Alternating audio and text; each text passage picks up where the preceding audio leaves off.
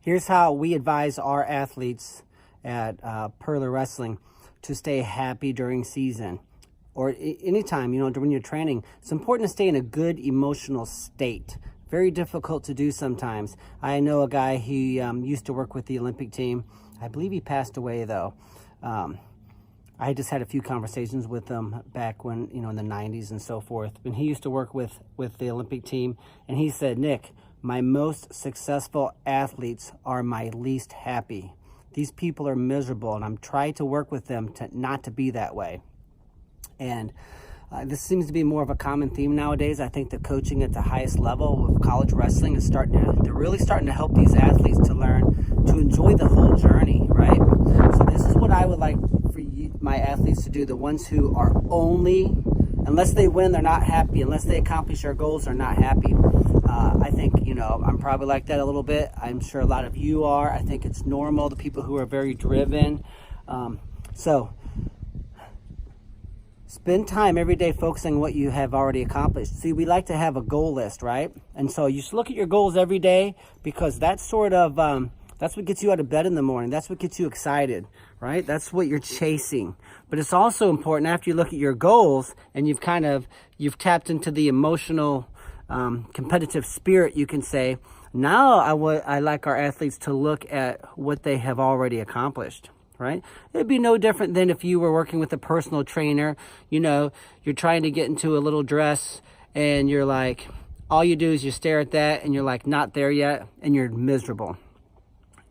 Is it worth it? This is taking longer than I thought. I mean, we just play these head games with ourselves. But you know what? If you look at the dress you used to wear and you hold that up in the mirror next to yourself and you focus on how far you've already come and the accomplishments that you have had, now you can be excited, right? So we like to start looking at our goals, and then before we, end or move forward, we like to spend some time reflecting on what we've done. I've got a handful of athletes who are very, they're amazing. They're all middle school, right? Well, 2 are high school, freshmen.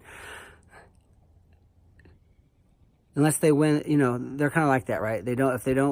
They only focus on what they haven't accomplished. And that's a very, very bad thing, right? I lived my life like this for many, many years. There was a great video on the internet, Jay Robinson, right? J-Rob, he was an Olympian, and, he was Army Ranger and a famous wrestling coach, won some NCAA titles as a coach. And he had a video where he said, I made the Olympic team, but I didn't medal, so I hid that.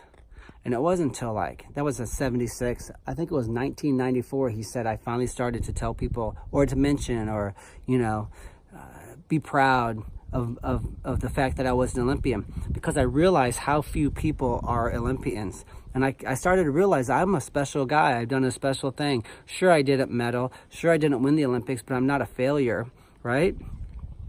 And he said his whole outlook changed because, he was like, he just started to focus on what he had accomplished. And that's what we want to do as athletes. Also parents too.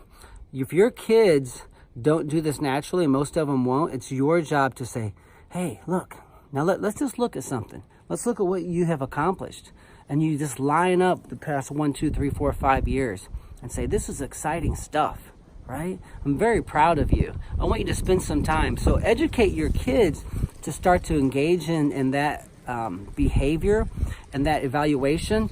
And I think what you're going to have is athletes who are happier, and they are able to obtain some longevity, because ultimately we say this is the sport of last man standing. Whoever's the last man standing is oftentimes the one that wins. And the guy that's the last man standing that can last out all of the bull crap, right, is the one that's going to have the success. And if our opponents are not engaging in these thoughts that will help them to, they run themselves out of the sport. It's like a lot of us do. We run ourselves out, You've done so much with your personal trainer, but yet all you focus on is how far there is to go. And then you just get depressed and give up, and you want to go hide from that. So that's, I think, is a very fair analogy to use. And I think that some of you as parents can relate to that. and hopefully you can help your athletes. Good luck. You can check us out at purlerwrestling.com, and good luck to everyone.